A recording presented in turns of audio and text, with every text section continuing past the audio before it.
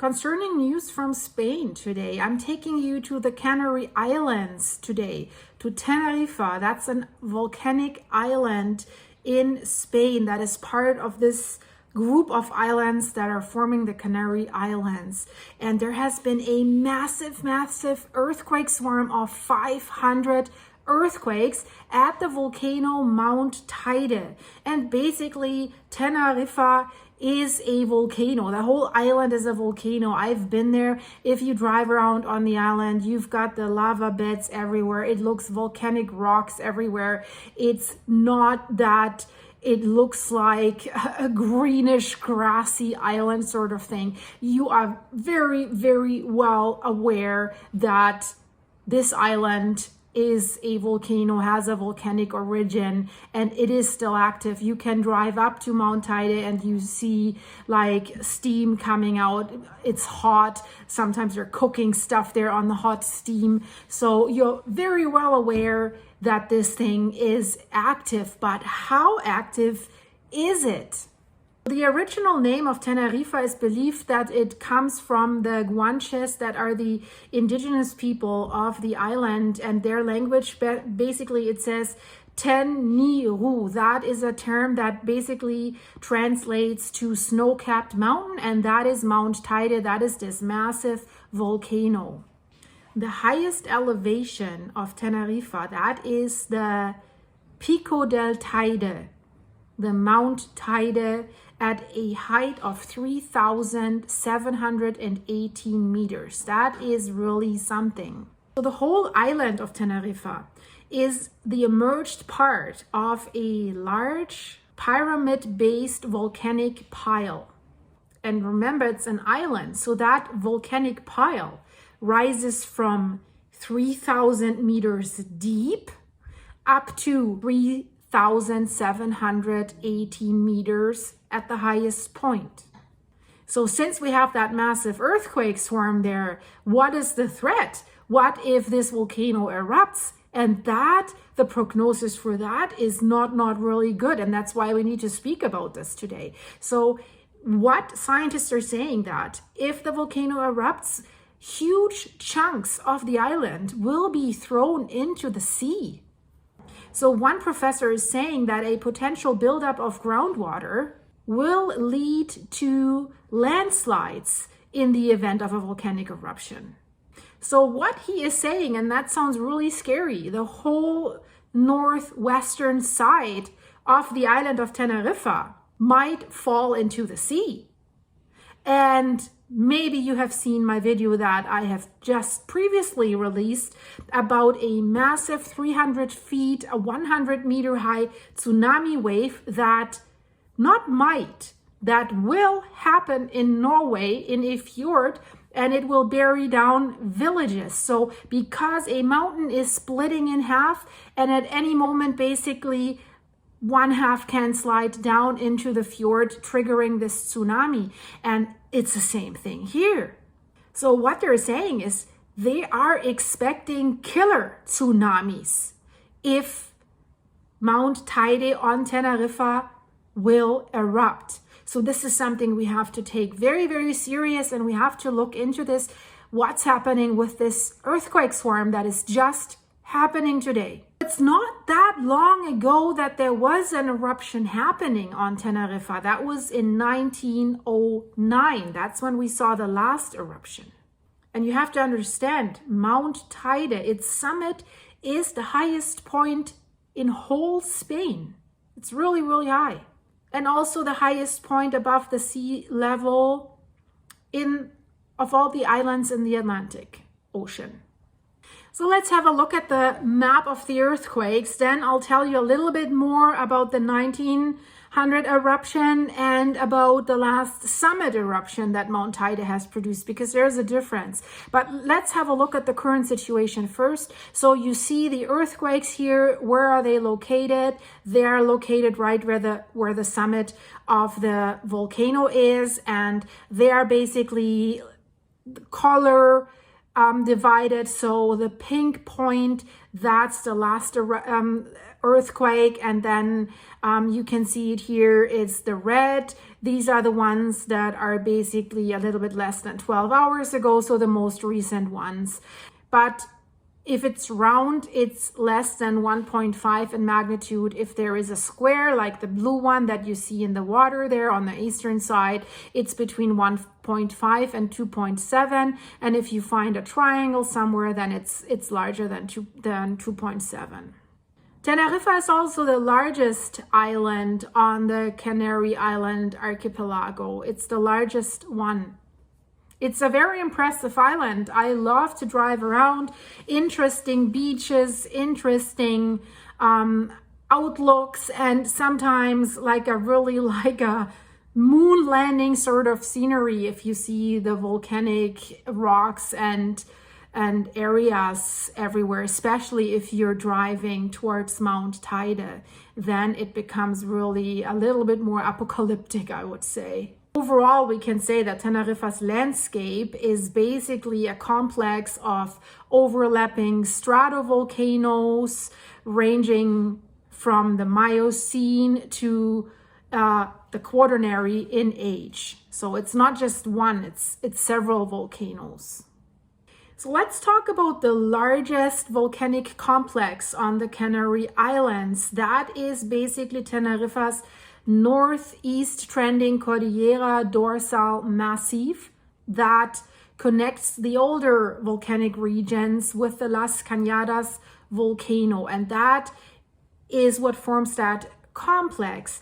And then the Las Cañadas caldera, that measures 6 by 10.5 miles. In kilometers, that's 10 by 17 kilometers. That's how large it is. And it is partially filled, and that's the interesting part here, by the Teide stratovolcano. We know what a stratovolcano is. That's what we think how a volcano looks like. Vesuvius, this cone-like, very, very prominent, dominant kind of volcano. And where does it come from? So the origin has been attributed to a collapse following explosive eruptions and then a massive landslide similar to the earlier massive landslide. Some say that Christopher Columbus in 1492 has probably witnessed one of these eruptions there. And what is happening since then? Several flank vents on the side of the Teide volcano have shown activity. And not the summit, right? On the side. And by showing this activity, these vents are making Teide the most active volcano in the Canary Islands. I want to show you another map here that shows you the yellow dots, the locations of this earthquake swarm. Seismic activity occurred in this caldera, the Las Cañadas caldera, that's south of Pico Viejo, and we saw 500 micro earthquakes with magnitudes below 1.1.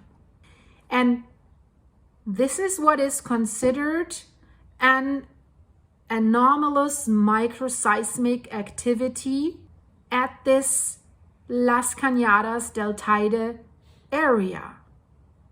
So the activity began with 10 small earthquakes, and each one was registered with a magnitude of less than 1.1 at depth of 8 to 12 kilometers, that's 5 to 7.5 miles. And then these initial quakes, they were followed up by long duration signals characterized by undefined seismic phases and high frequency content. This is what the seismologists are saying. So subsequently, a prolonged sequence of hundreds of small, similarly sized events occurred at nearly regular intervals. So this is a pattern that is called drum beat. So this really closely resembled a pattern that is called a drum beat. So they have some automated seismic stations there that measure everything, and they have detected some lower magnitude earthquakes, and their seismic parameters were too weak to include them in the official list. So they were probably even more than 500 earthquakes. And this is not the first time that something like this has happened there. The seismic activity occurred in an area where we have seen similar events like this in recent years, specifically in October 2016, in June 2019, and in July 2022. So is something coming to the surface there? Is something rising up that is causing this rumbling? That is the big question. And again, I want to make this clear again. If we start measuring Mount Teide from the ocean floor, this is how we compare it with other volcanoes. This thing is so massive that UNESCO and NASA rank it as the Earth's third tallest volcanic structure. So from the ocean floor, its height is 7,500 meters. That's 24,600 feet. Compare this to Mount Everest, 8,894 meters. In feet? 5.5 miles, approximately. That is 5.5 miles. So this thing is really, really large. And if we only look at Teide's above sea levels, it's still massive. It makes it the 10th highest island in the world.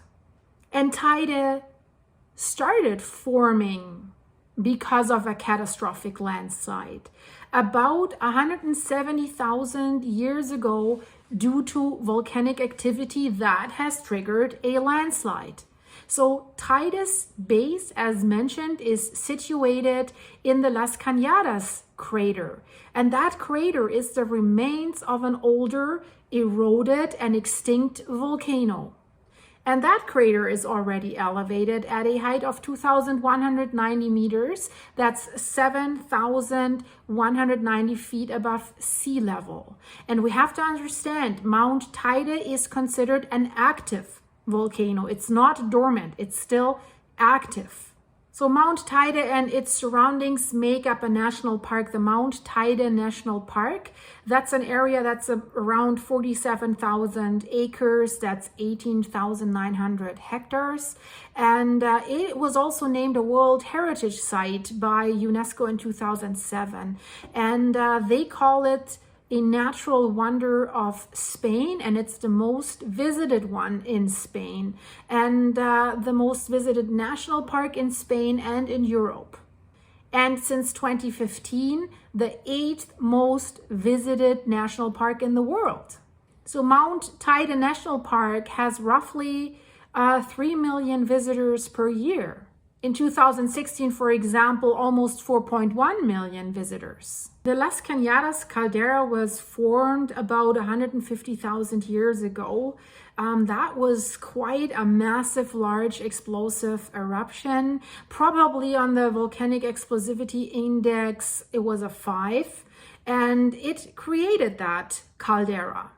So what could future eruptions look like? Of course, everyone is most scared of a summit eruption of Mount Teide, but future eruptions in this area could include pyroclastic flows, surges similar to those that occurred at Mount Pelée, Merapi, Vesuvius, Etna, the Soufriere Hills, Mount Unzen, and elsewhere. So that is really a comparison with really big boys, with really dangerous volcanoes.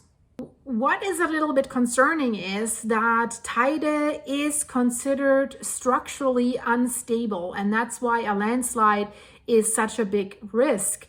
The northern flank of Teide has a distinctive bulge, and the summit of the volcano has a number of small active fumaroles, these steam vents that we also see at Campi Flegrei, for example, or at Vesuvius. So they're emitting hot steam that contains sulfur dioxide and other volcanic gases, and also low levels of hydrogen sulfide.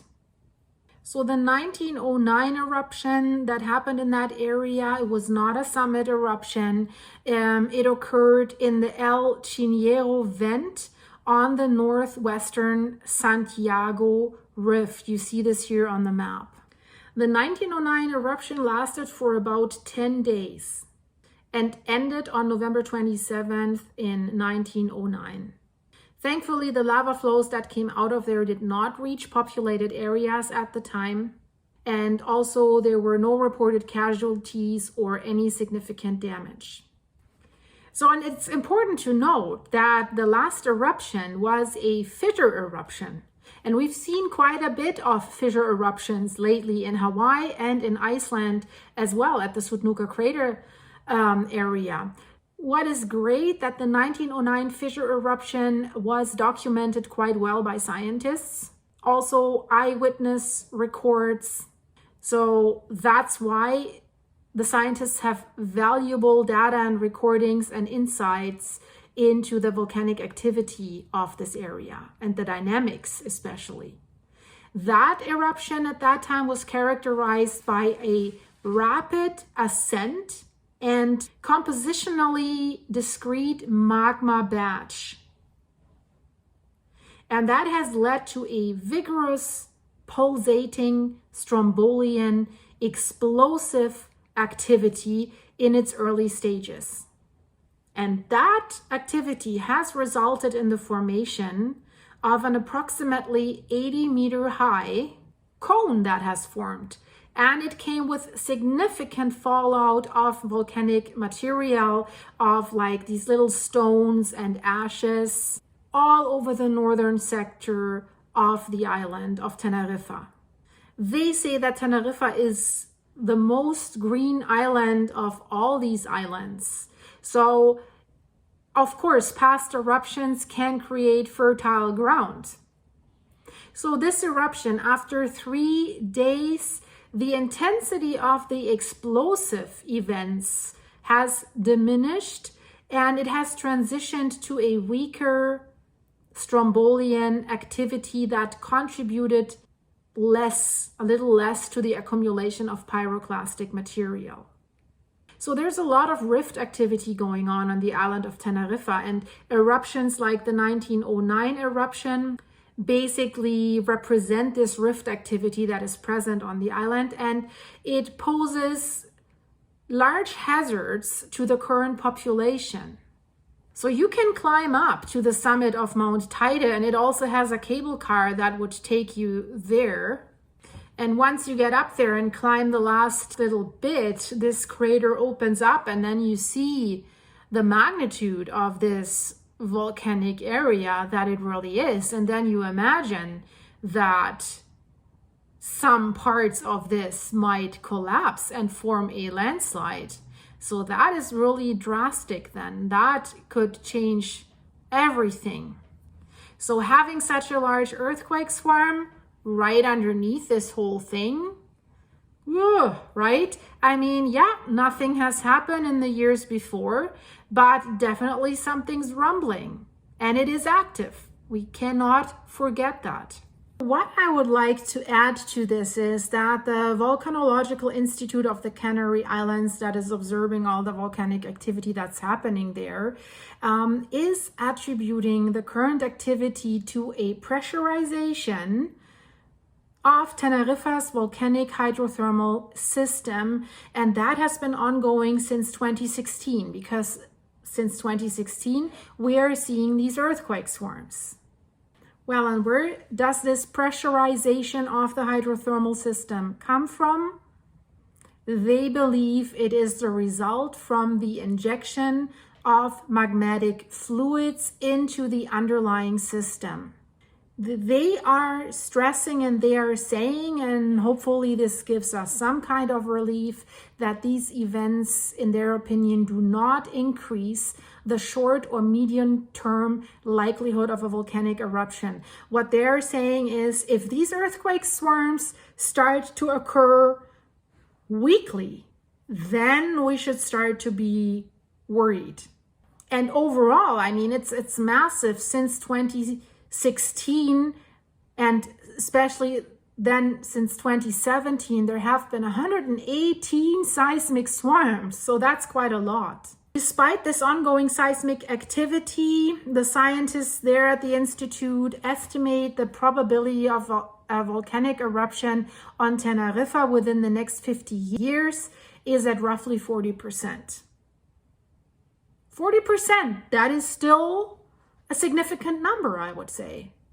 And of course, Tenerife is named as a volcanically active island, and that is represented in this probability number. And that's why it's continuously monitored.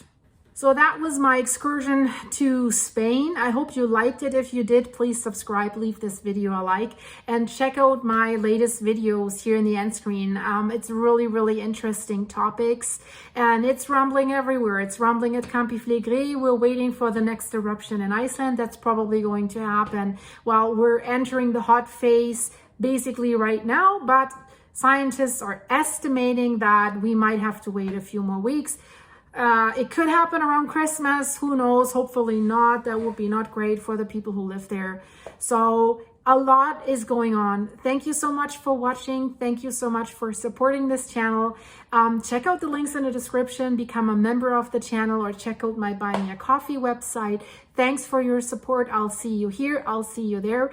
Hopefully I'll see you again. That's the most important thing. So stay safe. Bye-bye.